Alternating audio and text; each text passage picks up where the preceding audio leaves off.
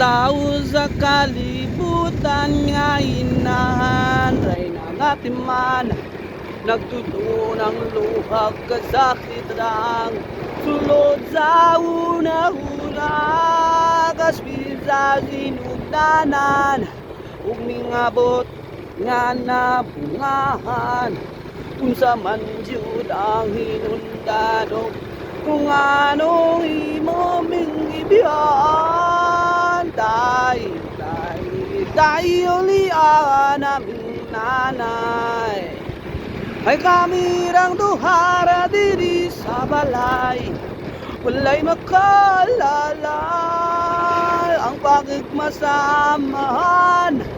Ang wanak ko nakatian, akas piyamang sa uban na kumplino man silang tanan. Tayo